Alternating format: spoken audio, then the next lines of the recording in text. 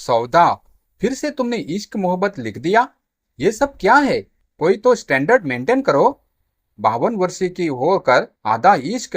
अरे, लिखना है तो उनके लिए लिखो जो उम्र के एक पड़ाव में आकर बच्चों के हाथों अपमानित होते हैं। कोई सामाजिक कहानी लिखो। आशा जी ने भले ही बड़े शहरों का रहन सहन सीख लिया था, परंतु भाषा अब भी वही थी। उनकी इस बात पर मेघा को 3 दशक पहले की वह औपचारिक चिट्ठी याद आ गई, जब राष्ट्रीय स्तर नेता की हत्या के कारण परीक्षा टल गई थी। बाद में परीक्षा की आकस्मिक उद्घोषणा होने पर उनके एक मित्र ने घर के पते पर पत्र लिखा था। उस वक्त पत्र जिसने भी खोला हो, मगर पढ़ते ही वह माँ को वही पत्र दिखाने गई तो उन्होंने हाथ मारकर ऐसे दूर फेंका था जैसे वह पत्र नहीं बल्कि साक्षात मेघा का आशिक हो या फिर अपवित्र वस्तु हो, जिसे हाथ लगाते ही उनका धर्म भ्रष्ट होगा। और तब भी उनके मुंह से यही शब्द निकले थे कि नहीं पढ़नी है मुझे इश्क मोहब्बत की चिट्ठी। उनको इश्क को इश्क कहना आज भी उसे उतना ही नागवार गुजरता। स्वर में अजीब सी उग्रता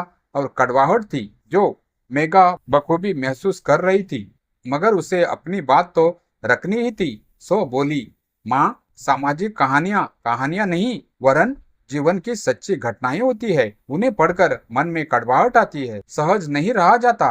बिल्कुल बेबुनियाद बात है। हमारी उम्र के लोग जो जीवन का यथार्थ समझ चुके हैं, वे लोग बस वही पढ़ेंगे। मेरी मानो तो वह लिखो जो जीवन की कड़वी सच्चाई है।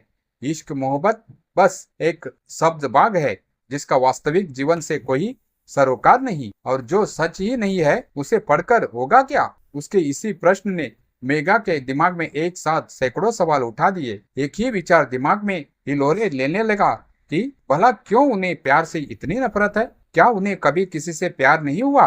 प्यार तो इंसान की सबसे बड़ी जरूरत है। वह इस बात को भला क्यों नहीं समझ पाती? कुछ देर के मौन के बाद जब कुछ न सुझा तो बढ़कर पूछ ही लिया, माँ, आमतौर पर लोग रोजमर्रे की जद्दोजहद में तकलीफ में बसर करते हैं। कहानी हो या सिनेमा, उनमें प्रेम देखना चाहते हैं, उसे समझना चाहते हैं और महसूस करना चाहते हैं। उन्हें उदास कहानियां नहीं भाती, बल्कि हर हाल में सुकांत प्रेम कहानियां पसंद आती है। क्या आपको कोमल प्रेम कहानियां बिल्कुल पसंद नहीं आती?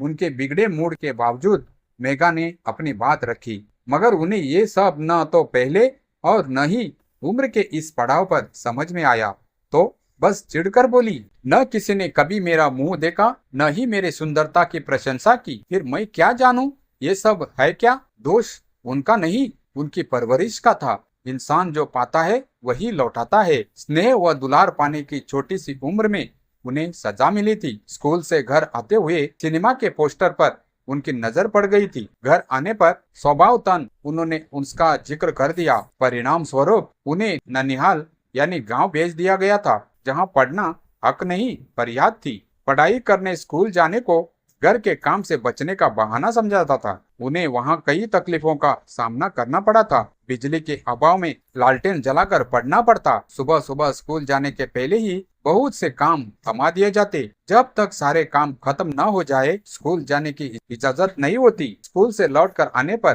कभी खाना मिलता तो कभी बर्तन धोकर खाने के लिए कहा जाता। ऐसा इंसान जिसके साथ इंसानियत तक न बरती गई हो, उसका प्रेम कहानियों पर भड़कना जायज ही है। अच्छा माँ, ये बताओ, तुम्हें नाना तो प्यार करते होंगे? नहीं, हमारे घर में प्यार का नाम लेना भी अपराध था। अच्छे महान लेखकों की आत्मकथाएं वो उपन्यास पढ़ने दिया जाता जिनकी नायिकाएं कर्तव्य परायण एवं त्यागमयी हुआ करती। ज्यादातर बड़ी बहनें छोटे भाई बहन का जीवन संवारने में अपना समग्र समर्पित कर दिया करती। मुझसे भी शायद उनकी यही उम्मीदें थी। और आपकी माँ? उन्हें अपने बेटों से प्यार था। छोटी बहन से अपने घर का काम और मुझसे अपने मायके में काम कराती रही। माँ का प्यार तो पहली बार तब महसूस हुआ जब शादी होकर तेरे पिता के साथ आई। छुटते ही बोली, तभी आप पापा से भी जुड़ नहीं पाई। पहले बचपन में प्यार के लिए तरसाया गया।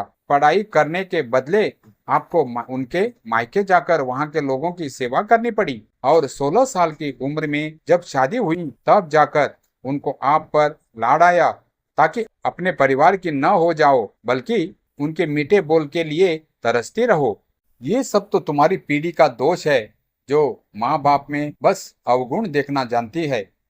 हमारी पीढ़ी तो माता पिता को भगवान मानती थी। ऐसे भी जिसने जीवन दिया उसका एहसान तो है ही एहसान, और नहीं तो क्या। लड़कों की पढ़ाई में खर्च किया जाता है और लड़कियों हिस्से के पैसे उनकी शादी में लगाकर अच्छे कुल से रिश्ता जोड़ा जाता है। जब उन्होंने मेरा जीवन संवारा तो मेरा भी धर्म है कि मैं भी उनके काम आऊं। अगर उनके या भाई बहन के कुछ काम आई तो इसमें गलत क्या है। जब तक उनके घर रही सारा काम करती रही। पढ़ने के लिए भी परिस्थितियों प्रतिकूल थी। किसी तरह गांव के स्कूल से मैट्रिक पास किया और शादी हो गई, और ससुराल आकर भी उनकी ही एजेंट बनी रही। उनके बच्चों का ही हित सोचती रही। माफ कीजिए माँ, यह मुझे स्नेह व ममता नहीं सौदा नजर आ रहा है, मेघा ने कहा।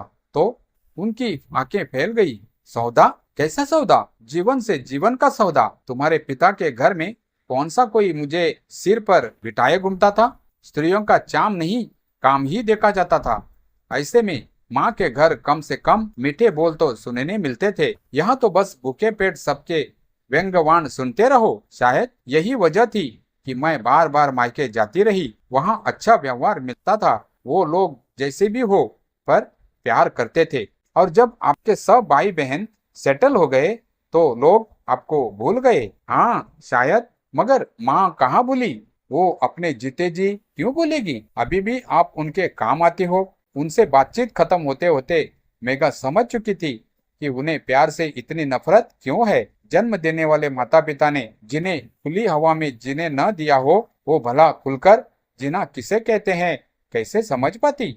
उन्हें अधिकारों से नहीं वरन कर्तव्यों से जोड़ा गया था, और वह अपने माता पिता की दी हुई सीख के बदले आजीवन कर्तव्य निर्वाह करती रही। बचपन की घटनाओं का असर इतना गहरा था कि उम्र की ढलान पर आकर भी न बदल सकी। उनके संस्कार परछाई की तरह आजीवन उनके साथ चलते रहे।